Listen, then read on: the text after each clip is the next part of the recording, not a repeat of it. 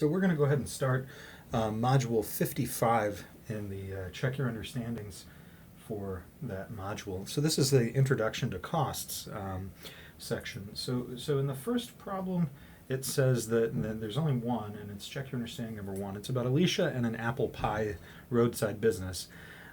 She has to pay $9 in rent each day, and it costs her $1 to produce the first pie of the first day. The additional cost of each additional pie is 50% more than the last one. So the second pie's marginal cost is $1.50, and so on. And then it says calculate her MC, VC, AFC, AVC, and ATC as her daily pie output rises from 0 to 6. So, and then it gives you a hint. The variable cost of two pies is the marginal cost of the first pie plus the marginal cost of the second, which we'll talk through that a little bit as to why that ends up being true. So we'll say Q is our first column that we need. 0, 1, 2, 3, 4, 5, 6. So this is the quantity of pies, and we'll set up the first one just as marginal cost. So there's no marginal cost of the 0th pie, but the first pie, it tells you in the problem, costs $1. It tells you that. And then it actually even tells you that the second one is 50% more, so therefore it is $1.50. So we know that the next one is 50% more than that. So 50% of that is 75 cents. So the next one is $2.25. The next one after that, excuse me, is 50% of that is $1.12.5. So we round that up to $1.13.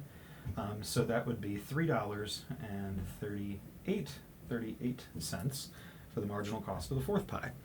Half of that is $1.50 plus 15 is $1.65 plus 4 is $1.69.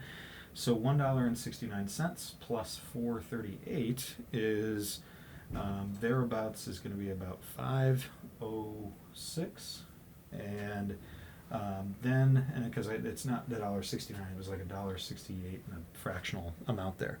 So 506, and then half of that is $2.53. So we would add that and say $7.59 is the marginal cost of the sixth pie. So they kind of give you a tough one here, tough math. But with a calculator, these wouldn't be too bad. You wouldn't be asked to do something like this on a test with these really decimalized values. So then it says variable cost, the variable cost at each value. And at the 0th pie, the variable cost is going to be 0 because she hasn't made any pies yet. But we would be able to note that the variable cost of two pies is actually just the marginal cost of the first pie plus the marginal cost of the second pie. And we actually could define the variable cost as basically noting that it's the additional cost of that pie because any additional cost is going to come from the marginal cost, right? So thinking back to what does marginal cost actually mean? Marginal cost equals the change in total cost over the change in total product. And we also know that's the same as saying the change in the variable cost over the change in total product. Because the only amount of total cost that's going to change is variable cost. So the other way to say this is if we know that the quantity is 0 to 1, well, then that's just 1 every time. So really, marginal cost in this problem is the change in variable cost. So we're given that the marginal cost is 1, so the change in variable cost has to be $1. Okay, has to be $1. And we can observe also that the variable cost, if we're talking about the total variable cost, right, the total variable cost is actually just summing up these numbers here. And so that's kind of the interesting piece of how we do this. So 1 plus 150 is 250. Okay. And the other way to check your understanding of this is actually to say, like, what's the change in total variable cost? Well, from 0 to 1, it gives you $1. From $1 to 250, it gives you $1.50. So therefore, what 250 plus down to something in that change, right? 250 plus that 225 gives you 475, right? So we can kind of reverse engineer this. 475 plus 338 is $8.13, I think, $8.13. And then $8.13 plus 506 is $13. $20.19. And then this last one is going to be $20.78.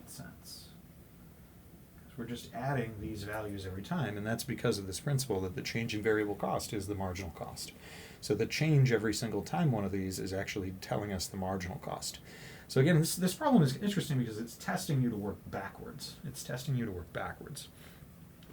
Then the next column it wants us to do is AFC, right? AFC, and in that one, AFC, this one's actually not too bad because it tells you that the rent is $9, right? So there isn't going to be an average for that 0th unit, but for the first unit, the average fixed cost is 9 over 1, so it's just 9.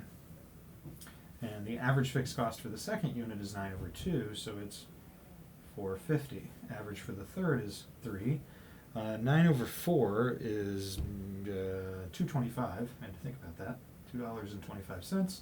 9 over 5, 9.5, so that's $4. So that's $1.80. Sorry. Again, easier probably with a calculator. 9 divided by 5, $1.80. And then 9 divided by 6 is $1.50. So again, we're just taking that 9, which is the total fixed cost. Right? That's just the total fixed cost, and we're dividing that by the quantity every single time. And then it says average variable cost of the pie. Okay, I'm going to that one. Boy, I've made a mess here. AVC, average variable cost. So I'm just going to scratch that stuff out. AVC is take your TVC and divide by your quantity. So there isn't, again, a 0th unit. But for the first one, it's a TVC, $1 over $1, so it's $1. And then it's 250 over 2, so that's 125. And then it's variable cost 475 divided by 3, which is the dollar. It was $1.58. Boy, I should have taken my calculator out to do these. And this is embarrassing. $1.58, and then 813 divided by 4 is going to be like $2 and some change, like 3 cents. And we know that that's not quite 3 because 3 times 4 is 12, and that's 13. But whatever. 1319 divided by 5. God, what a math problem this is turning into. That's going to be like 250, 260, 264, and then here is 2078 divided by 6, and that's, I feel like I should just bust out a calculator. It's going to be 346. So average variable cost here is actually kind of behaving inappropriately, right? We know that realistically you should have a marginal cost curve that does one of these, but we actually see that our marginal cost curve isn't behaving appropriately either. It doesn't have this little tail hook. So what we would expect is a down and then a back up with AVC, and a down and a back up with an ATC. But we're not getting that down with the AVCs, and the reason we're not is because there isn't a specialization of labor benefit that's occurring with marginal cost. Excuse me. The last piece that it wants us, thank goodness this problem is tough, is ATC. And there's 2 ways you could do ATC, but in this one there is really only one way to do it, and that's to add the AVC and the AFC, because that is the other alternate definition. The other way we could calculate it is to say total cost divided by the quantity. But we don't have total cost. What we do have is AVC and AFC. So we add basically these 2 columns across, and we find there isn't a 0th unit, but then it's $10 for the first unit, and then it's $5.75 for the second one, and then that's $4.58 for the third one. This is a lot easier. $4.28 for the fourth one, and then $3.44. Now we're starting to get that U shape. See, it came down, and now it's starting to go back up again. $3.46, so that's $4.96.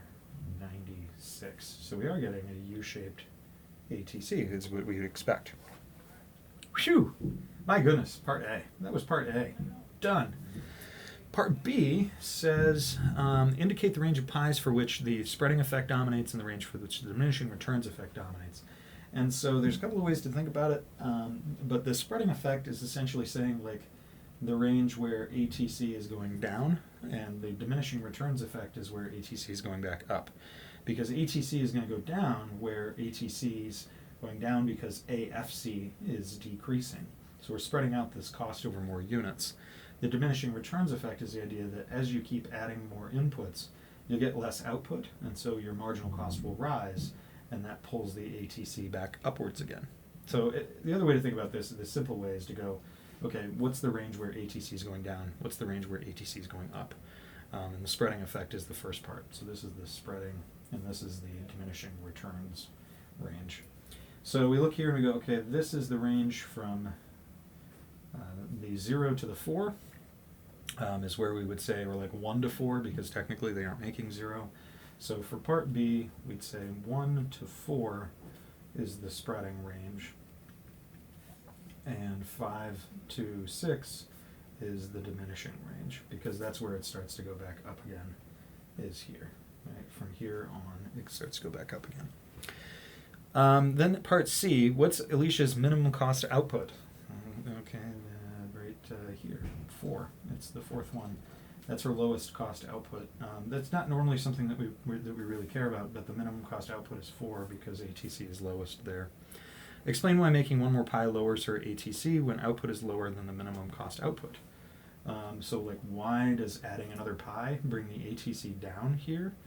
Well, that's essentially saying why is because the marginal cost is actually lower than the ATC. So if we look over here for a second, like on this side, over here, anything before the fourth unit inclusive, the ATC value here is higher, 10, 5, 4. Those are higher than these marginal cost units, 1, 150, 225, 338. So the additional unit is only costing them this small amount, so it's going to make the average value go down. However, after that fourth unit, the marginal unit costs 5 here and 759 here. That's higher than the average, so it's going to start pulling the average back up again. And that's because the marginal cost curve is always going to be going up.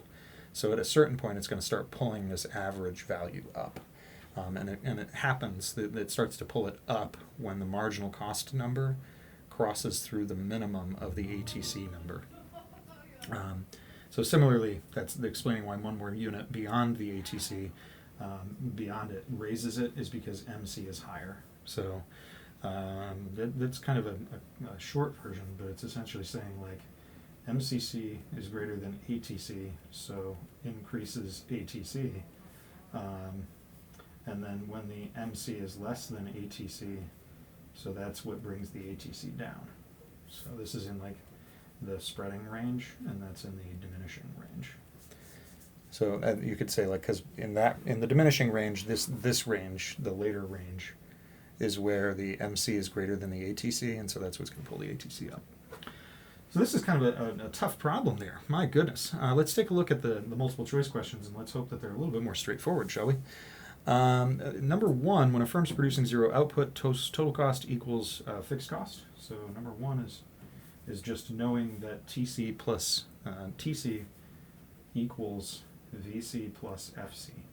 So we would know that, like, if they're producing 0 output, they have zero variable costs. So TC equals FC at that point. So C is the right answer. Number 2 is which of the following statements is true? MC is the change in total cost generated by an additional unit of output. That is true. MC is change in variable cost by one additional. That's true. MC must cross the minimum of the ATC. That is also true. So actually we relied on the first 2 statements up here being true when we said MC is the change in total cost over TP. MC also is the change in variable cost over change in TP. So this one, all of the answers are correct. We'd say E. 3. Which of the following is correct? AVC is the change in total cost generated by one additional unit of output. That is not correct. That's not what AVC is. MC is TC over Q. No, TC over Q is ATC. C, the AC crosses the minimum of the MC. No, the average cost curve doesn't behave that way. That's not really a thing, actually. Or they go the other way around is actually the way to say that. AFC curve slopes upward is option D. That's not correct. It always goes down. And AVC equals ATC minus AFC. That statement is true. That statement is just a fact. Slope of the TC is marginal cost. So number 4 is again one of those slope ones. So that's D. And number 5 gives you a data table. Number 5 gives us a data table. And for that one, on the basis of the data, what's the marginal cost of the third unit? So the marginal cost is the change in total cost over the change in quantity. So that is 40. 40. So the correct answer is A. Correct answer is A. Let's do the free response, and that will get us on out of here for this one. Free response question number 2. Draw a correctly labeled graph showing a firm with a realistic swoosh-shaped MC and ATC, AVC, and AFC with their usual shapes. Okay. So here, quantity, price, swoosh. Then the next one would be a TC. Come down, make that U, and then come down, come back up, a VC, and a AFC is going to be like really high, and then it's going to come down like that, just like that. Okay. So hopefully this section wasn't too bad. Once we got through that very first check your understanding, phew, what a terrible problem that was. We ended up doing okay. So I'll see you next time. Bye-bye.